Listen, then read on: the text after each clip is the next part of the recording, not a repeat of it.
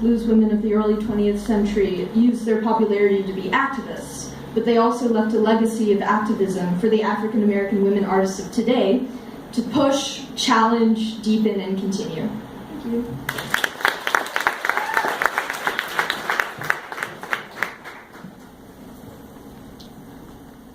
Okay, so Nina Simone was born Eunice Wayman in Tryon, North Carolina, to a housekeeper and handyman in 1933. She would eventually be known as Nina Simone, revered as one of the most talented jazz singers of her time. But she was much more than that. Nina Simone, alongside being a talented musician, was an incredible political activist. She used her own experiences as an African-American woman as inspiration for her often controversial lyrics on the complexities of racism in America. Her lyrics tackled female sexuality, gender, and racial discrimination, which helped pave the way for national awareness on the ongoing struggle for civil liberties.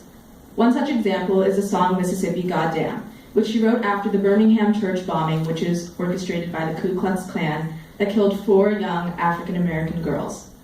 The song challenges notions of race relations between Black and white Americans and forces listeners to challenge passivity within their communities. She pushed the unfamiliarity Black Americans feel daily into the lives of her white audiences. So the song initially received mixed reactions. Some people banned it from being played, while others revered it as a song that adequately expressed the rage amongst African Americans in the face of so much racial violence. Nina Simone's popularity continued throughout the 1960s and 1970s as she gained international fame, but unfortunately, her constant fight for equality came at the expense of her own career. Nina Simone's relative popularity stands in contrast to her influence on the Black freedom movement and her empowerment of African American women. The American public remembers her more as an entertainer than an influential public leader and political activist, but Nina Simone stood as a pioneer for the feminist movement and the Black freedom movement. And on Sunday, at the Grammys, she was posthumously awarded a Lifetime Achievement Award for her incredible work within the music industry. So I'm just going to play a little bit of Mississippi Goddamn.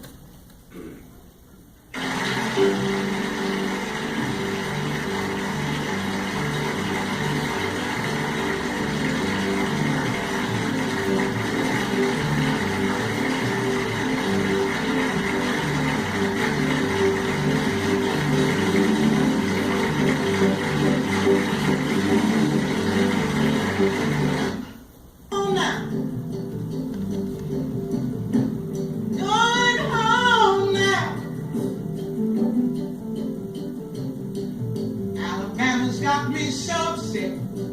Tennessee made me lose my rest. Everybody knows about Mississippi gone down. Alabama's got me so upset. California's made me lose my rest. Everybody knows about Mississippi gone down. Can't you see it? I know you can feel it. It's all in the air. Can't stand this pressure much longer. Somebody say a prayer. Alabama's got me so upset.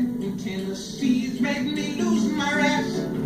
Everybody knows about Mississippi gone down.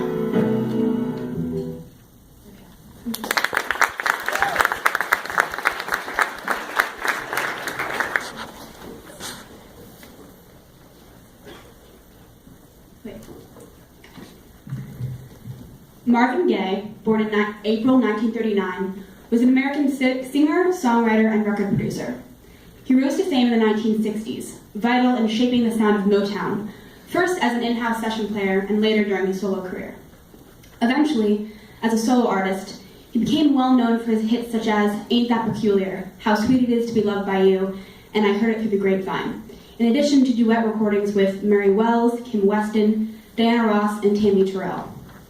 He came to be known as the Prince of Motown and Prince of Soul. Marvin Gaye's recordings later in life went on to influence many R&B contemporary subgenres, including Quiet Storm and neo-soul. Gaye's 1971 hit What's Going On launched his image as a political icon of the 1970s. The song was in tune with the anti-war liberals and hippies of the era.